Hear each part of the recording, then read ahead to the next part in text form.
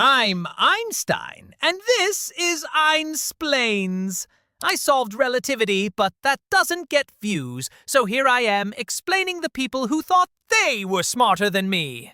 Today we're talking about Elon Musk, a man who looked at humanity and thought, what if I ruined Twitter and colonized Mars at the same time? A self-proclaimed visionary who built electric cars, reusable rockets, and an army of people who treat him like a mix between Tony Stark and a Reddit moderator. So, how did a South African kid with a dial-up modem and a superiority complex end up reshaping multiple industries while live-tweeting his mental breakdown? Let's find out. Elon Musk was born in 1971 in Pretoria, South Africa, a place famous for rugby, gold, and systemic oppression. His father, Elon Musk, was an engineer and allegedly kind of a lunatic. His mother, May, was a model and dietitian. In other words, Elon was raised by both chaos and kale. From an early age, Musk was the kind of kid teachers described as bright but insufferable. He read science fiction, learned to code at 10, and built his first video game by 12, a space shooter called Blastar, which he sold for $500. So yes, his first successful business involved blowing things up in space. Foreshadowing much? He was bullied relentlessly, which, to be fair, is the natural consequence of explaining physics at recess. He got beaten up so badly once that he was hospitalized. You'd think that'd make him more empathetic. Instead, it made him the kind of billionaire who names his child X-A12, which I still have no idea how to pronounce. By his teens, Musk had realized two things. South Africa sucked. America had computers and money. So he left, first heading to Canada, then to the United States, the land where ambition and caffeine replace oxygen. He studied physics and economics at the University of Pennsylvania, because why stop at one major when your ego has its own gravitational field? During college, he and his roommate rented out their house and turned it into a nightclub. Yes, Elon Musk, the man who now lectures humanity about productivity, once threw parties to pay rent. It's almost poetic. A future billionaire charging frat boys cover fees to fund his student loans. After graduation, he headed to Stanford for a PhD in physics. He dropped out 2 days later to start an internet company. 2 days! That's not a career change, that's an attention span issue. In all fairness, I dropped out of things too, like patience and faith in human intelligence. That first dropout moment marked the beginning of Musk's favorite life pattern. Find a hard problem, make it harder, then tweet about how hard it is. And thus began his rise, not from genius to billionaire, but from internet nerd to global meme. So, it's the mid-1990s, a magical time when the internet sounded like a dying fax machine, and everyone thought .com meant instant money.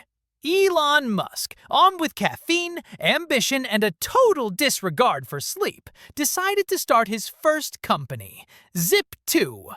Basically, Zip2 was Google Maps before Google existed, but worse. It helped newspapers put business listings and maps online, which at the time was revolutionary. Imagine convincing newspaper executives in 1996 that the internet wasn't a fad. That alone deserves a Nobel Prize in patience. Musk and his brother Kimball worked like maniacs, sleeping in the office, showering at the YMCA, and eating the digital equivalent of ramen. Ah, yes, the classic billionaire origin story. Poverty cosplay. After a few years, Compaq bought Zip2 for over $300 million. Musk walked away with $22 million at age 27. You know, the same age most of you are still figuring out health insurance. But instead of retiring like a sane person, he did what every man with too much money and not enough serotonin does. He started another company. Enter X.com, an online bank so ahead of its time that no one trusted it.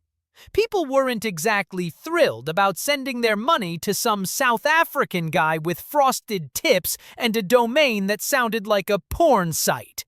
Fortunately, X.com merged with another startup called Confinity, and together they birthed the Frankenstein known as PayPal. Ah, PayPal. The only time in history when sending money to strangers online was considered innovative instead of stupid. Musk became CEO, briefly, then got ousted while on vacation. Yes, the PayPal board literally fired him while he was on a plane. He left California as a tech god and landed as an unemployed millionaire. That's what we in physics call a sudden loss of momentum. But here's the thing. Musk didn't sulk. He didn't buy an island. He didn't vanish into yachts and cocaine like most dot-com millionaires.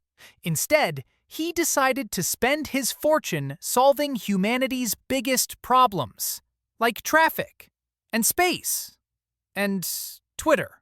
He took his PayPal payout, about $180 million, and split it into 3 companies: Tesla, SpaceX, and Solar City. In other words, cars, rockets, and solar panels. He invested everything and kept nothing. He looked at NASA and said, "Cute. I'll do it myself," because apparently humility isn't rocket science either. Most people laughed. Journalists called him delusional. Even NASA thought SpaceX was a joke. But Elon, in his usual subtle fashion, responded by launching a rocket into orbit and flipping Gravity the bird. I'll give him this. The man doesn't think small. While you people are arguing about gas prices, he's busy terraforming Mars. By 2008, both Tesla and SpaceX were on the verge of bankruptcy. Musk was sleeping on friends' couches and begging investors to keep the lights on. Then, within weeks, 2 miracles happened. NASA awarded SpaceX a $1.6 billion contract, and Tesla secured last-minute funding. In 1 month, he went from broke tech lunatic to billionaire savior. Honestly, it's the closest thing capitalism has to resurrection. That was the turning point. From then on, Elon Musk stopped being that PayPal guy and became that rocket-launching, car-selling, meme-posting chaos gremlin who might save humanity. But saving humanity, as it turns out, comes with complications. Let's talk about what actually drives Elon Musk. Because you don't risk your entire fortune 3 times just to make the world a better place. That's marketing fluff. No, Musk's true fuel is obsession. This is a man who operates on 4 hours of sleep and pure chaos energy. He works 100-hour weeks, sleeps under his desk, and micromanages engineers until they cry in binary. He once said, if something's important enough, you should try, even if the probable outcome is failure. Which is inspirational, until you realize his definition of failure includes exploding rockets on live TV. I tested the laws of physics.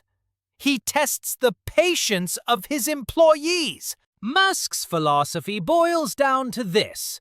Humanity is doomed unless someone smarter, faster, and slightly more unhinged takes control. He genuinely believes he's that someone. And honestly, he might be right. The man treats the planet like a science project. He's tackling sustainable energy, AI, interplanetary travel, basically every global crisis short of world hunger. And that's probably next, once he figures out how to make a sandwich reusable. But what's fascinating is why he does it. He's not chasing money. He already has more than anyone else. He's chasing legacy, immortality, the idea that his name will outlive every human civilization. He's the kind of man who looked at my theory of relativity and thought, yeah, but can we make it self-driving and have it make fart noises? He sees the world as a set of engineering problems. Everything is solvable if you just optimize the parameters. Human emotion, empathy, ethics, all just inefficiencies to debug later. And yet, buried under that hubris is something genuine. A kind of cosmic anxiety that humanity's running out of time, that we're too stupid, too lazy, too distracted by cat videos to survive the next century. So he's building an escape plan, a future where the smart ones, well, the rich ones, get to start over on Mars. It's funny. I spent my life trying to understand the universe. He's trying to own it. There's a fine line between visionary and narcissist, and Musk obliterates it with a flamethrower. Still, I'll give him credit. He's the rare human who doesn't just complain about the apocalypse, he tries to reschedule it. He's what happens when genius refuses to be comfortable, when curiosity mutates into compulsion, and when the will to change the world outweighs the desire to fit into it. Of course, that kind of obsession always comes with a cost. Every great innovator eventually learns the same lesson. You can build rockets to escape Earth, but you can't escape yourself. For Musk, that moment came when his empire got too big to control and his Twitter account got too active to ignore. SpaceX was thriving. Tesla had become a cult with seatbelts. He was hailed as a real-life Iron Man. And then, somewhere around 2018, the ego-matter collision reached critical mass. He smoked weed on Joe Rogan's podcast, tweeted that he was taking Tesla private at $420 a share, funding secured, he claimed, and single-handedly summoned the wrath of the SEC. Imagine revolutionizing the space industry only to almost lose it all over a weed joke. That's the paradox of Musk. A man smart enough to land rockets upright, but not smart enough to stay off Twitter. He became both untouchable and unhinged. Every tweet moved markets. Every feud became front-page news. At one point, he called a rescue diver a pedo guy. To which I say, look at your own father for like half a second. But hey, it's not rocket science. Oh wait, yes it is.